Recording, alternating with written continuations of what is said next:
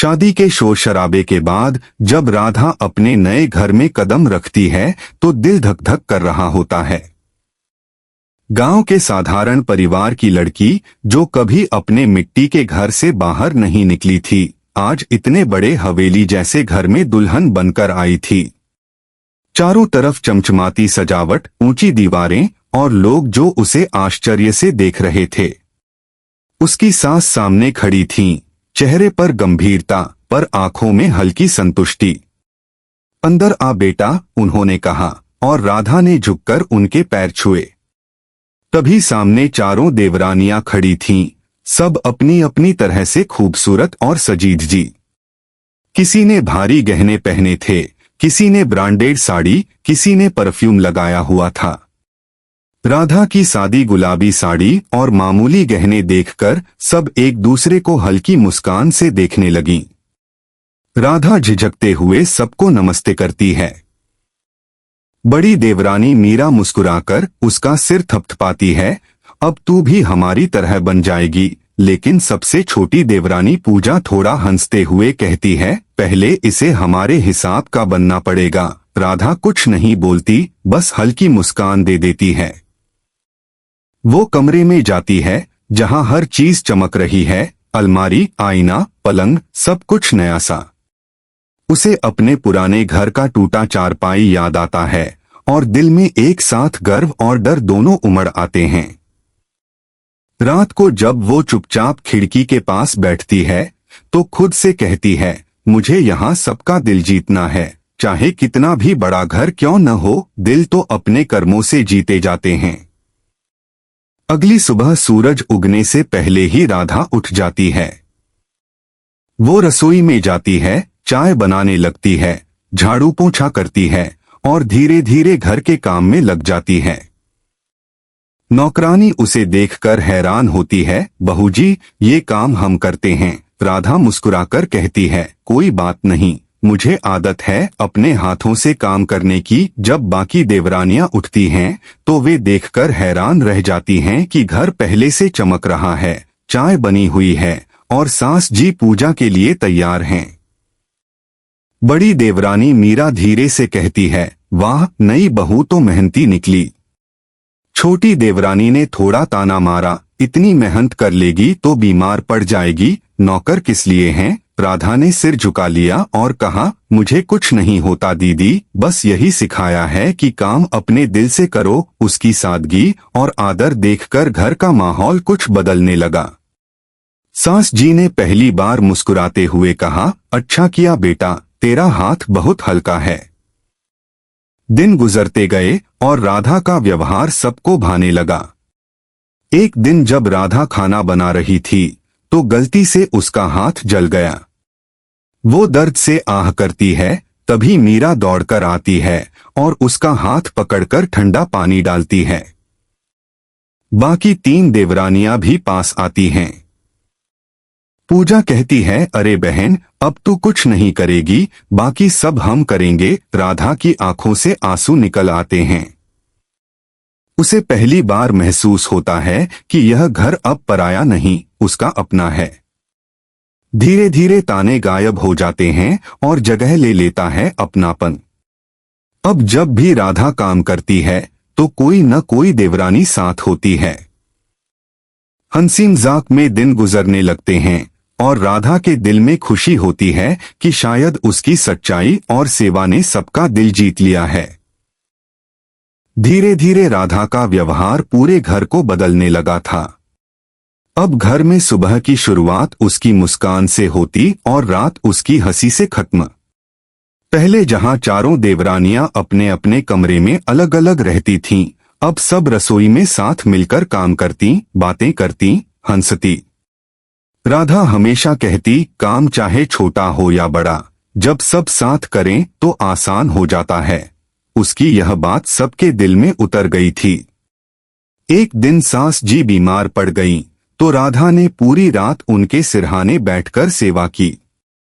बाकी देवरानियां देखती रहीं कि वह बिना थके हर काम कर रही है, दवा देना, खाना बनाना, सब कुछ। अगले दिन बड़ी देवरानी मीरा बोली, राधा, तू तो इस घर की धड़कन बन गई है। अब राधा किसी की बहू या भाभी नहीं रही, सबकी बहन बन गई थी। वो सबकी परेशानियां समझती, सबके साथ हंसती। एक दिन घर में करवा चौथ का व्रत था। चारों देवरानियां सजी हुई थीं, लेकिन राधा सबसे साधारण कपड़ों में भी सबसे प्यारी लग रही थी। सबने उसके हाथों से बना खाना खाया और तारीफ की। सास जी ने कहा, इस घर में बरकत आ गई है जब से तू आई है। राधा ने मुस्कुराते हुए कहा, बरकत तो आपके आशीर्वाद से है अम्मा। घर का माहौल अब पहले से बिल्कुल अलग था। छोटी छोटी बातें जो पहले झगड़े का कारण बनती थीं, अब हंसी का मौका बन गई थीं। कोई राधा से रेसिपी सीख रहा था, कोई सिलाई। राधा हर किसी को अपनी तरह कुछ सिखाती। वो कहती, प्यार वो रिश्ता है जो हर झगड़े को मिटा देता है। और वाकई पूरे घर में अब प्यार ही प्यार था। लेकिन एक दिन अचानक राधा के मायके से खबर आई कि उसके पिता बहुत बीमार हैं। वो घबरा गई, पर किसी से कुछ कह नहीं पाई क्योंकि उसे पता था कि उसके पास मायके जाने के लिए पैसे नहीं हैं। वो रात भर रोती रही, पर सुबह फिर भी मुस्कान ओढ़कर सबके लिए चाय बना दी। मगर उसकी आंखों की थकान और चेहरे का दुहक देवरानियों से छुप न सका। मीरा ने पूछा, क्या हुआ राधा? तू कुछ परेशान लग रही है। राधा ने सिर झुका लिया, कुछ नहीं दीदी, बस बाबूजी की तबीयत थोड़ी खराब है। उसने इतना ही कहा था कि बाकी चारों देवरानियां एक दूसरे को देखने लगीं। थोड़ी देर बाद सब राधा के कमरे में आईं। पूजा बोली, बहन, हम सब ने मिलकर थोड़ा पैसा जोड़ा है, तू अपने बाबूजी के पास चली जा। राधा की आंखों से आंसू बह निकले। पर दीदी, ये तो आपका है। मीरा ने उसका हाथ पकड़ते हुए कहा, अब तेरा और हमारा कुछ अलग नहीं है। तू हमारी बहन है और बहन का दुहक सबका होता है। यह सुनकर राधा रो पड़ी, पर इस बार उसके आंसू दुहक के नहीं, प्यार के थे। वो मायके चली गई और अपने पिता का इलाज करवाया। वहां भी उसने सबको बताया कि कैसे उसकी देवरानियां अब उसकी सगी बहनों जैसी हैं। कुछ दिन बाद जब वो वापस लौटी तो सबने उसका स्वागत किया। चारों देवरानियां ने गले लगाकर कहा, अब तू मुस्कुरा। जब तक तू मुस्कुराती रहेगी हमारा घर भी चमकता रहेगा। सास जी ने भी प्यार से कहा, जिस घर की बहुएं बहनों जैसी हों, वहां खुद भगवान रहते हैं। उस पल राधा ने महसूस किया कि सच्चे रिश्ते खून के नहीं, दिल के होते हैं। जिस घर में पहले दिखावा था, वहां अब अपनापन था। और ये सब उसकी सादगी, सेवा और प्रेम की वजह से हुआ था। अब वो घर नहीं, एक परिवार बन चुका था, जहां हर बहू एक दूसरे के लिए बहन थी। कुछ दिनों बाद जब राधा अपने मायके से लौटती है, तो हवेली के दरवाजे पर चारों देवरानियां और सास जी उसकी राह देख रही होती हैं। जैसे ही राधा अंदर आती है, सबसे छोटी देवरानी पूजा दौड़कर उसे गले लगा लेती है। बहन, तू आ गई। तेरे बिना तो घर सूना सूना लग रहा था। बड़ी देवरानी मीरा उसकी थकी हुई आंखों को देखकर कहती है, तूने ठीक किया अपने बाबूजी का ख्याल रखकर। अब तू थोड़ा आराम कर। राधा के चेहरे पर हल्की मुस्कान आती है। सास जी उसके पास आती हैं, उसके सिर पर हाथ रखती हैं और कहती हैं, बेटा, तूने इस घर को जो प्यार और एकता दी है, वो किसी ने नहीं दी। पहले ये घर 4 हिस्सों में बंटा हुआ था, अब सब एक परिवार बन गए हैं। राधा भावुक होकर कहती है, अम्मा जी, मैंने तो बस वही किया जो हर बहू को करना चाहिए। मैं गरीब थी, पर मैंने सीखा है कि प्यार से बड़ा कोई धन नहीं होता।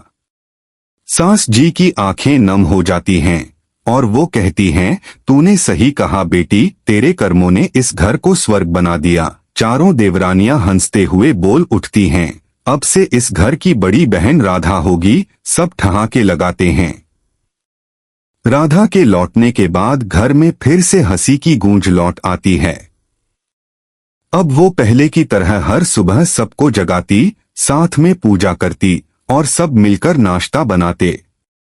कोई झगड़ा नहीं, कोई तकरार नहीं, बस एक परिवार जैसा अपनापन। एक दिन राधा सबको बैठाकर कहती है, अब हम सब मिलकर कुछ ऐसा करें जिससे इस घर में हमेशा खुशियां रहें। सब उत्साहित होकर सहमत हो जाती हैं। कुछ ही हफ्तों बाद एक बड़ा त्योहार आता है, तीज का। पूरे घर में तैयारियां शुरू हो जाती हैं। इस बार राधा ने तय किया कि सब देवरानियां एक जैसी साड़ियां पहनेंगी ताकि सब बराबर दिखें, कोई बड़ा या छोटा नहीं। उसने खुद अपनी पुरानी साड़ी से मिलते जुलते कपड़े ढूंढे और सबके लिए एक जैसा जोड़ा तैयार करवाया। जब त्योहार का दिन आता है तो चारों देवरानियां और राधा बिल्कुल एक जैसी दिख रही थीं, सादगी, मुस्कान और प्यार से भरी हुई। जब सास जी ने उन्हें देखा तो उनकी आंखों में आंसू आ गए। उन्होंने कहा, मुझे कभी नहीं लगा था कि मेरा घर इतना प्यारा लगेगा। तुम सबने मिलकर मेरे जीवन का सबसे सुंदर दृश्य बना दिया है। पूजा हंसते हुए बोली, अम्मा, अब ये सब राधा दीदी की वजह से है। इन्होंने हमें सिखाया कि प्यार करने के लिए अमीर होना जरूरी नहीं। मीरा ने जोड़ते हुए कहा, हाँ, ये हमारी राधा नहीं, हमारी घर की रोशनी है। शाम को सबने मिलकर झूला झूला, गाना गाया और पकवान बनाए।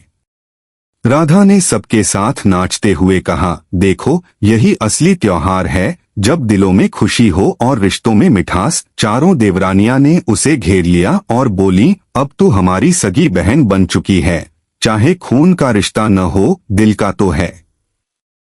रात को सब छत पर बैठे चांद देख रहे थे। राधा ने आसमान की ओर देखा और मन ही मन सोचा, ईश्वर ने मुझे भले ही गरीबी दी थी, पर इसके बदले में 4 अमीर दिल देवरानियों के रूप में दे दिए। वो मुस्कुराई, उसकी आंखों में चमक थी। चारों देवरानियां उसके पास आकर उसका हाथ थाम लेती हैं। सास जी दूर से देखती हैं और मुस्कुराकर कहती हैं, जब बहुएं बहनों जैसी बन जाएं तो घर मंदिर बन जाता है। उस रात हवेली में सिर्फ हंसी और सुकून था। अब वहां कोई ऊंच नीच नहीं, कोई झगड़ा नहीं, सिर्फ प्रेम था। राधा जान गई थी कि सच्ची अमीरी रिश्तों में छिपी होती है और उसका दिल तृप्त था।